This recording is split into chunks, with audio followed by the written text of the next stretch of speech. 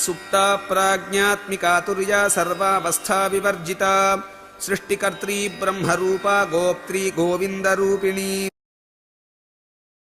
సుప్త నిద్రావస్థను సూచించున్నది. జాగ్రత్తావస్థలో ఉండే జీవునికి సర్వేంద్రియ జ్ఞానం ఉంటుంది. స్వప్నావస్థలో పంచేంద్రియాలు పనిచేయకపోయినా వాటి పని మనస్సే నిర్వహిస్తుంది. ప్రస్తుతం చెప్పబడే సుషుప్తి అవస్థలో మనస్సు బుద్ధి రెండూ కూడా పనిచేయవు. ఇవి రెండు హృదయంలోనికి లీనమై ఉంటాయి. ప్రాణము ఉన్నప్పటికీ జీవికి ఏమీ తెలియని స్థితి ఇది.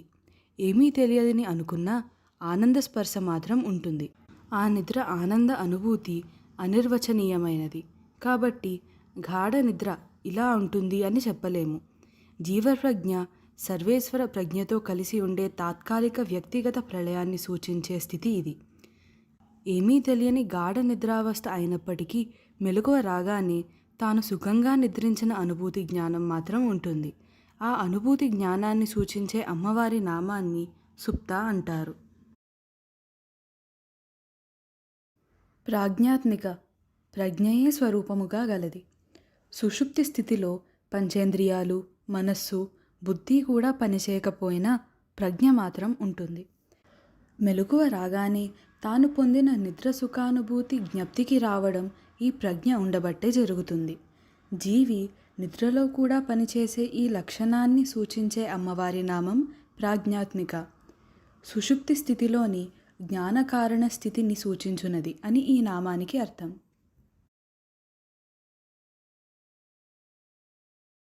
తుర్యా తుర్యావస్థను సూచించున్నది.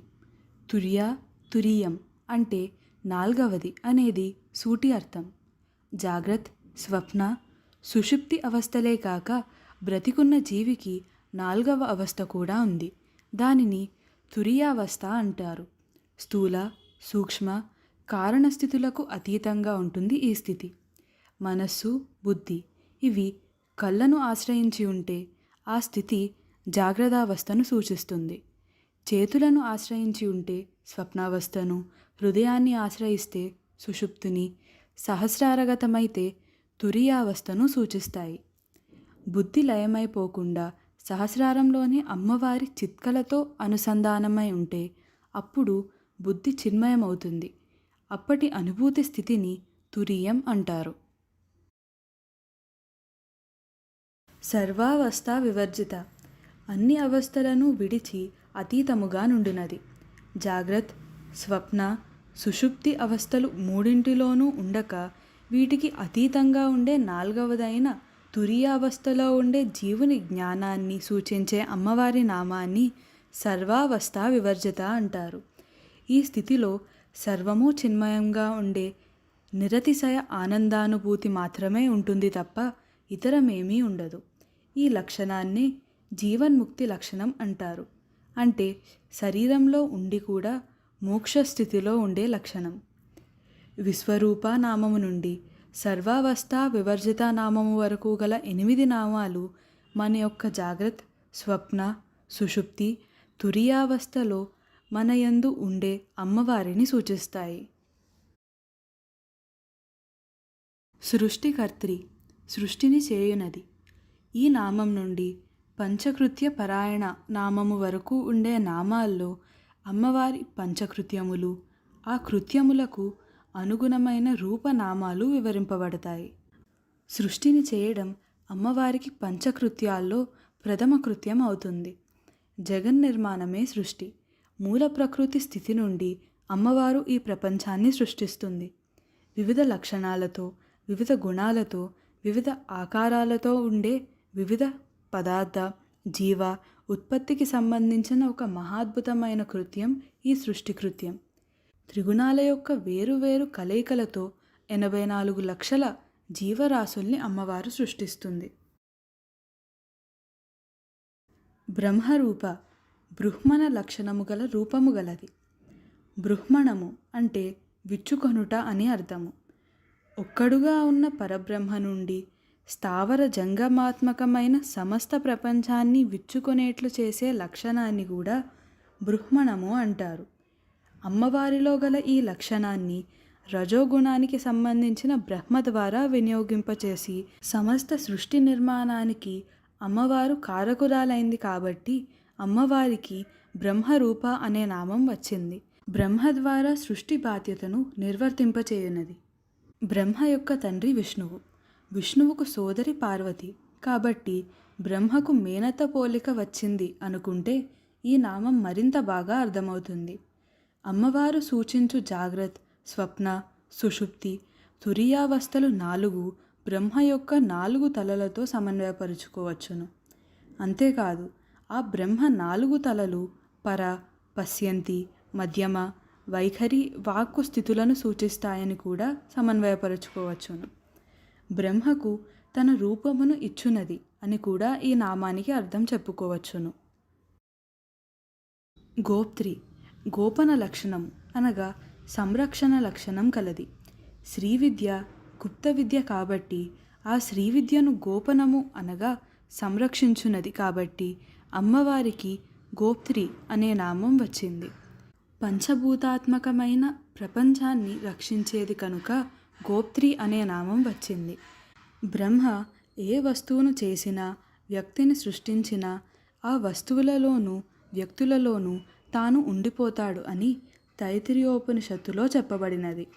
ఆ వస్తువులను చూసే వ్యక్తికి ఆ వస్తువు యొక్క నామరూపాలు మాత్రమే కనబడేటు చేసి లోపల ఉన్న పరబ్రహ్మను దాస్తుంది అమ్మవారు. ఈ గోపన లక్షణం ఉండబట్టి అమ్మవారికి గోప్త్రి అనే నామం వచ్చింది. గోవింద రూపిణి విష్ణుమూర్తితో రూప సమన్వయము కలది.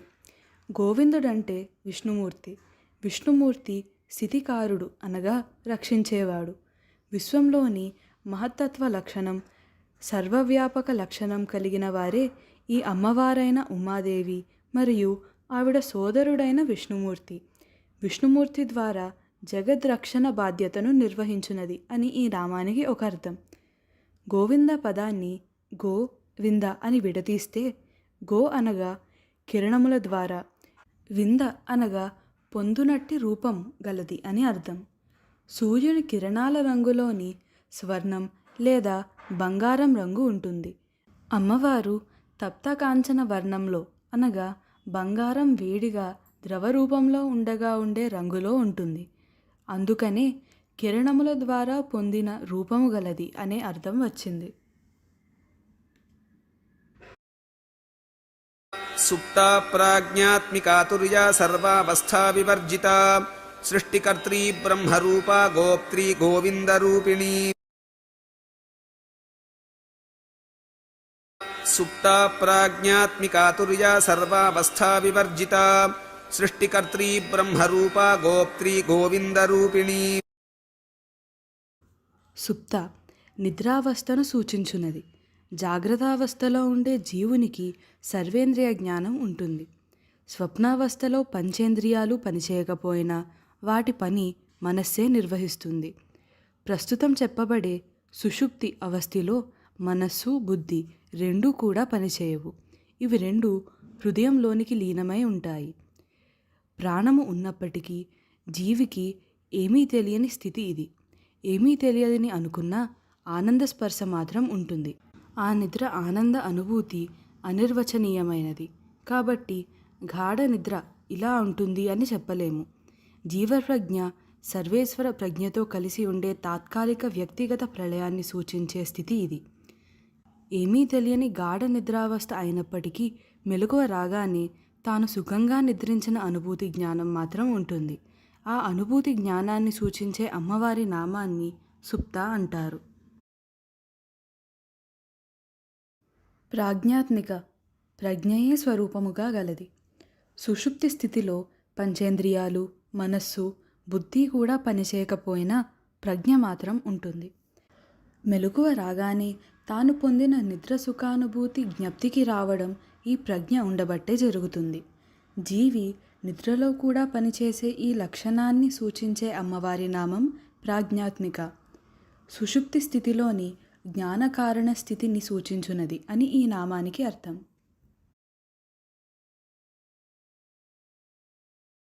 తుర్యా తుర్యావస్థను సూచించున్నది. తుర్యా, తురీయం అంటే నాల్గవది అనేది సూటి అర్థం. జాగ్రత్త, స్వప్న, సుషుప్తి అవస్థలే కాక బ్రతికున్న జీవికి నాల్గవ అవస్థ కూడా ఉంది. దానిని తురీయావస్థ అంటారు. స్థూల, సూక్ష్మ, కారణస్థితులకు అతీతంగా ఉంటుంది ఈ స్థితి. మనస్సు, బుద్ధి ఇవి కళ్ళను ఆశ్రయించి ఉంటే ఆ స్థితి జాగ్రత్తావస్థను సూచిస్తుంది. చేతులను ఆశ్రయించి ఉంటే స్వప్నావస్థను, హృదయాన్ని ఆశ్రయిస్తే సుషుప్తిని, సహస్రారగతమైతే తురీయావస్థను సూచిస్తాయి. బుద్ధి లయమైపోకుండా సహస్రారంలోని అమ్మవారి చిత్కలతో అనుసంధానమై ఉంటే అప్పుడు బుద్ధి చిన్మయమవుతుంది. అప్పటి అనుభూతి స్థితిని తురీయం అంటారు. సర్వావస్థ వివర్జిత, అన్ని అవస్థలను విడిచి అతీతముగా నుండునది. జాగ్రత్త, స్వప్న, సుషుప్తి అవస్థలు మూడింటిలోనూ ఉండక వీటికి అతీతంగా ఉండే నాల్గవదైన తురీయావస్థలో ఉండే జీవుని జ్ఞానాన్ని సూచించే అమ్మవారి నామాన్ని సర్వావస్థ వివర్జిత అంటారు. ఈ స్థితిలో సర్వము చిన్మయంగా ఉండే నిరతిశయ ఆనందానుభూతి మాత్రమే ఉంటుంది తప్ప ఇతరమేమీ ఉండదు. ఈ లక్షణాన్ని జీవన్ముక్తి లక్షణం అంటారు. అంటే శరీరంలో ఉండి కూడా మోక్షస్థితిలో ఉండే లక్షణం. విశ్వరూప నామము నుండి సర్వావస్థ వివర్జిత నామము వరకు గల 8 నామాలు మన యొక్క జాగ్రత్త, స్వప్న, సుషుప్తి, తురీయావస్థలో మన యందు ఉండే అమ్మవారిని సూచిస్తాయి. సృష్టికర్త్రి, సృష్టిని చేయునది.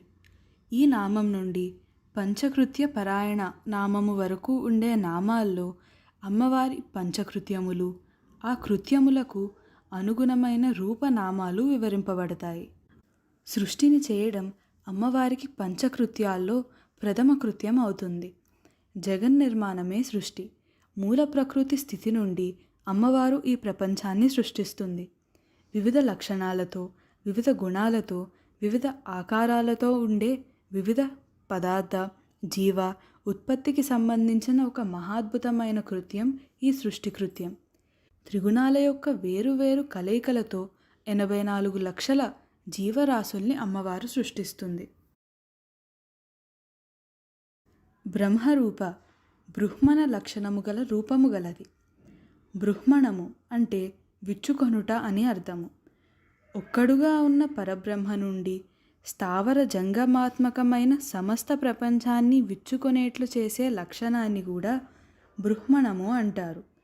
అమ్మవారిలో గల ఈ లక్షణాన్ని రజోగుణానికి సంబంధించిన బ్రహ్మ ద్వారా వినియోగింపచేసి సమస్త సృష్టి నిర్మాణానికి అమ్మవారు కారకురాలైంది కాబట్టి అమ్మవారికి బ్రహ్మరూప అనే నామం వచ్చింది. బ్రహ్మ ద్వారా సృష్టి బాధ్యతను నిర్వర్తింపచేయునది.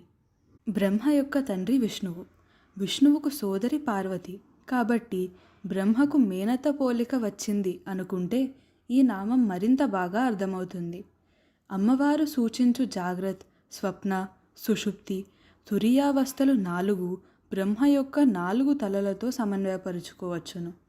అంతేకాదు ఆ బ్రహ్మ 4 తలలు పర, పశ్యంతి, మధ్యమ, వైఖరి, వాక్కు స్థితులను సూచిస్తాయని కూడా సమన్వయపరుచుకోవచ్చును.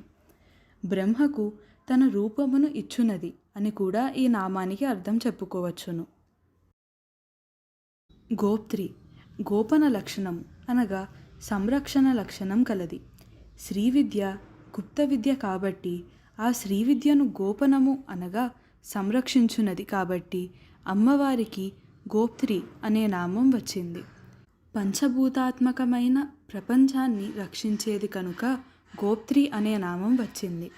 బ్రహ్మ ఏ వస్తువును చేసినా, వ్యక్తిని సృష్టించినా ఆ వస్తువులలోనూ వ్యక్తులలోనూ తాను ఉండిపోతాడు అని తైత్తిరీయోపనిషత్తులో చెప్పబడినది.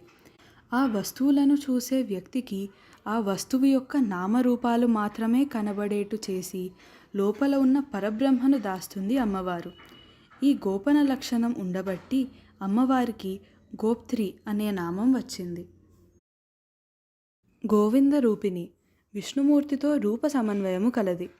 గోవిందుడంటే విష్ణుమూర్తి. విష్ణుమూర్తి స్థితికారుడు అనగా రక్షించేవాడు.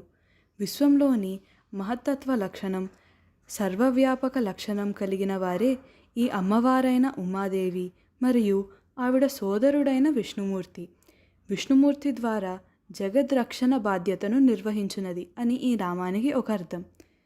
గోవింద పదాన్ని గో వింద అని విడదీస్తే గో అనగా కిరణముల ద్వారా, వింద అనగా పొందునట్టి రూపం గలది అని అర్థం. సూర్యుని కిరణాల రంగులోని స్వర్ణం లేదా బంగారం రంగు ఉంటుంది. అమ్మవారు తప్తకాంచన వర్ణంలో అనగా బంగారం వేడిగా ద్రవ రూపంలో ఉండగా ఉండే రంగులో ఉంటుంది. అందుకనే కిరణముల ద్వారా పొందిన రూపము గలది అనే అర్థం వచ్చింది. సుప్తా ప్రాజ్ఞాత్మికా తుర్యా సర్వావస్థా వివర్జితా సృష్టికర్త్రీ బ్రహ్మరూపా గోప్త్రీ గోవిందరూపిణీ.